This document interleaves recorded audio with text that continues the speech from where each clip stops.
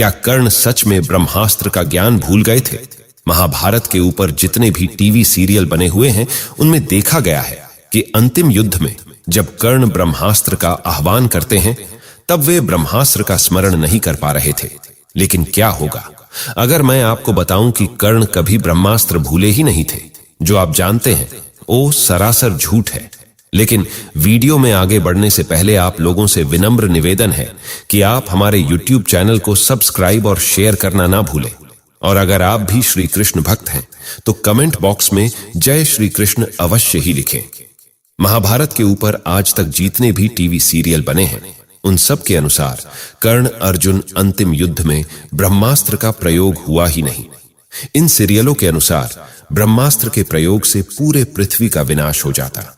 इसलिए कर्ण अर्जुन अपने अंतिम युद्ध में ब्रह्मास्त्र का प्रयोग कभी भी किया ही नहीं।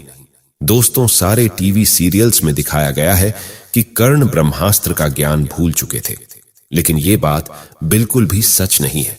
महर्षि वेद व्यास के रचित महाभारत के अनुसार कर्ण अर्जुन अंतिम युद्ध में ब्रह्मास्त्र का प्रयोग बहुत बार हुआ था। चलिए जानते हैं कि इस बारे में कि अर्जुन ने ब्रह्मास्त्र का प्रयोग कितनी बार कर्ण पर किया था और कितनी बार कर्ण ने अर्जुन पर ब्रह्मास्त्र चलाया। कर्ण अर्जुन अंतिम युद्ध महाभारत का सबसे भयानक युद्ध था। युद्ध के शुरुआत से ही अर्जुन के चलाए गए सारे अस्त्र को कर्ण नष्ट करते जा रहे थे। ये देखकर भीम बहुत क्रोधित हो उठे। उन्होंने अर्जुन से कहा, अर्जुन, आज तुम्हारी आंखों के सामने कर्ण ने कैसे प्रमुख पंचाल योद्धाओं को मार डाला। तुम्हें तो पूर्व कॉल में देवता भी नहीं जीत पाए। तुम सच में भगवान शंकर की भुजाओं से टक्कर ले चुके हो। फिर भी कर्ण ने तुम्हारे चलाए हुए सारे अस्त्र को नष्ट कर दिया। अर्जुन के बाणों को कर्ण के बाणों से नष्ट हुआ देखकर भगवान श्री कृष्ण ने अर्जुन से कहा, अर्जुन, क्या बात है, तुमने आज जितनी बार प्रहार किया है उतनी बार कर्ण ने तुम्हारे अस्त्र को अपने अस्त्र से नष्ट कर दिया है। आज तुम पर कौन सा मोह छा रहा है?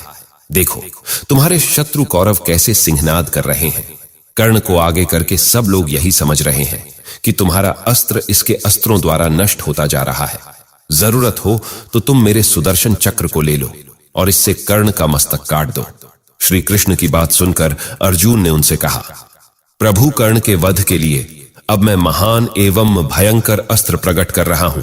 इसके लिए आप ब्रह्मा जी, शंकर जी और सारे देवता आज्ञा दे। यह कहकर अर्जुन ने उत्तम ब्रह्मास्त्र को प्रकट किया, लेकिन कर्ण ने बाणों की वर्षा करके उस अस्त्र को भी नष्ट कर दिया। अर्जुन के ब्रह्मास्त्र को कर्ण द्वारा नष्ट हुआ देखकर बलवंत भीमसेन फिर से क्रोध से जल उठे और अर्जुन से बोले, अर्जुन, तुम दूसरे किसी श्रेष्ठ अस्त्र का प्रयोग करो। तब अर्जुन किसी दूसरे दिव्यास्त्रों का प्रयोग करने लगे। दूसरी बार जब अर्जुन के सारे बाण कर्ण काटते जा रहे थे तब भगवान श्री कृष्ण जी ने अर्जुन से कहा, पार्थ, कर्ण तुम्हारे बाणों को नष्ट करता जा रहा है, तुम दूसरा कोई उत्तम अस्त्र छोड़ो। तब अर्जुन ने ब्रह्मास्त्र को छोकर उससे बाणों की छड़ी लगा दी। महाभारत में सिर्फ अर्जुन ने ब्रह्मास्त्र नहीं चलाया था, कर्ण ने भी अर्जुन पर बहुत बार ब्रह्मास्त्र चलाया था। जब अर्जुन ने अपने बाणों से कर्ण को घायल कर दिया था तब कर्ण ने धैर्य धारण करके ब्रह्मास्त्र को प्रकट किया था।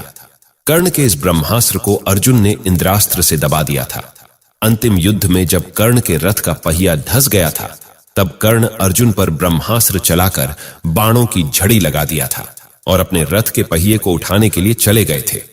दोस्तों, आपके मन में यह सवाल उठ रहा होगा कि भगवान परशुराम ने कर्ण को जो श्राप दिया था उसका क्या हुआ।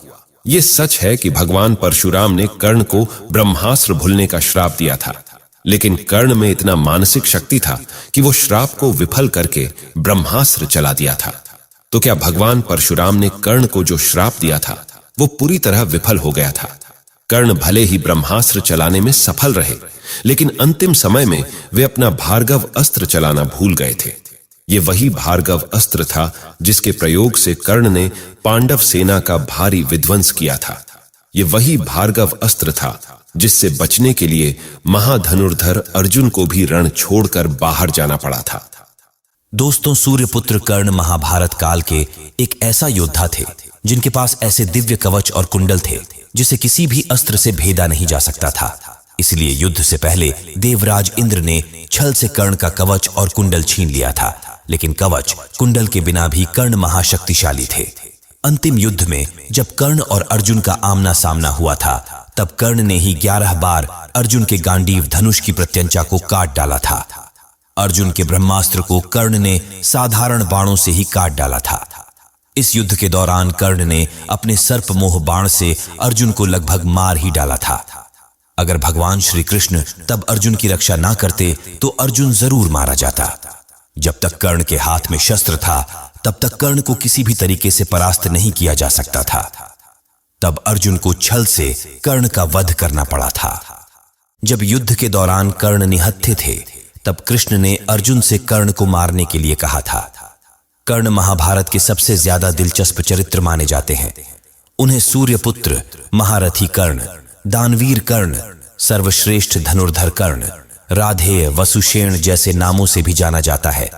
महाभारत का युद्ध कोई आम युद्ध नहीं था, क्योंकि यह युद्ध परिवार वालों के बीच था, जिससे किसी एक को तो मरना ही था। इसलिए धर्म की रक्षा करने के लिए कृष्ण ने निःशस्त्र कर्ण को मारने का फैसला किया था। कर्ण को सबसे शक्तिशाली व्यक्ति माना जाता है जो अर्जुन को मार सकता था, इसलिए कर्ण को किसी भी तरह मारना जरूरी था। कर्ण के मौत के बाद आगे चलकर पांडवों की महाभारत में जीत हुई थी, लेकिन जो अधर्म के रास्ते पर चलेगा उसका सर्वनाश निश्चित है। कर्ण गलत नहीं था, सिर्फ उन्होंने गलत लोगों का साथ दिया था। यही वजह है कि उनकी मौत के बाद भी दुनिया भर में उनको इज्जत से याद किया जाता है। ऐसा भी कहा जाता है कि कर्ण के पराक्रम को देखकर श्री कृष्ण भी भयभीत हो गए थे।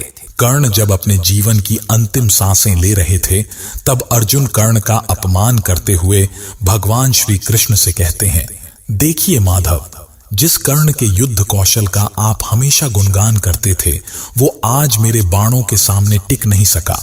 देखिए वो कैसे मेरे बाणों से घायल होकर मृत्यु के द्वार तक पहुंच चुका है।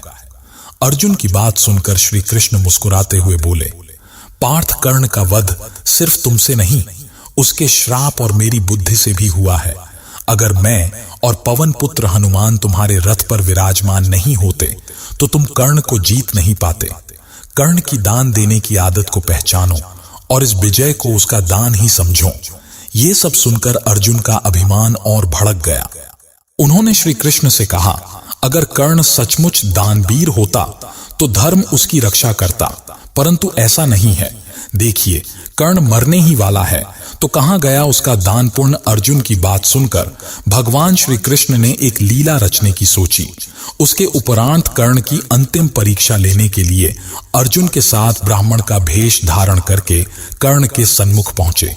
उनको देखते ही कर्ण ने उन्हें प्रणाम किया और कहा, हे ब्राह्मण देव, आपका स्वागत है। कहिए मैं आपकी क्या सेवा कर सकता हूं। हे अंगराज, मैं तो आपके पास दान की आशा से आया था, लेकिन मुझे आपकी स्थिति का ज्ञान नहीं था। चलिए कोई बात नहीं, मैं खाली हाथ ही लौट जाता हूं। दोस्तों, कर्ण अपने द्वार से किसी को कभी भी खाली हाथ नहीं लौटने देता था। अपने अंतिम समय में भी कर्ण दान देने से पीछे नहीं हटे।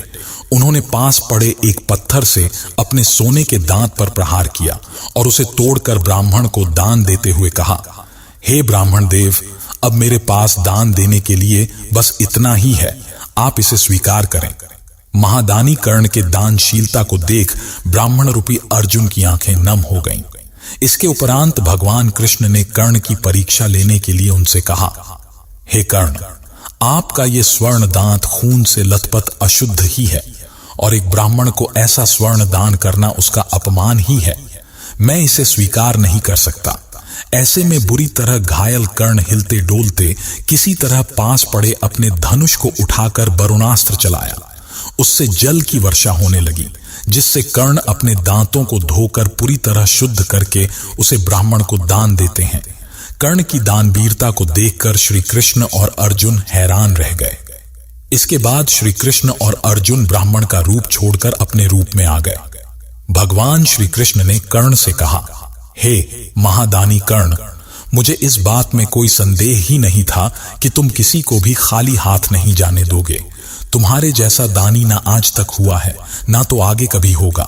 हे कर्ण, तुम्हारे दानों के लिए इस संसार में तुम्हारी कीर्ति सदा अमर रहेगी। तो दोस्तों, दानवीर कर्ण की दानवीरता के विषय में आपका क्या विचार है? अपनी अपनी राय कमेंट बॉक्स में अवश्य ही बताएं। दोस्तों, आपका इस बारे में क्या कहना है, हमें कमेंट करके जरूर बताएं। और आप सबसे शक्तिशाली योद्धा किसे मानते हैं, अर्जुन, कर्ण या फिर किसी और को? अगर आपको हमारे द्वारा दी गई जानकारी अच्छी लगी हो तो आप हमारी इस वीडियो को लाइक और चैनल को सब्सक्राइब करके बेल नोटिफिकेशन को ऑल पर सेलेक्ट कर लें। सच्चे सनातनी कमेंट में जय श्री राम, जय श्री कृष्ण अवश्य लिखें।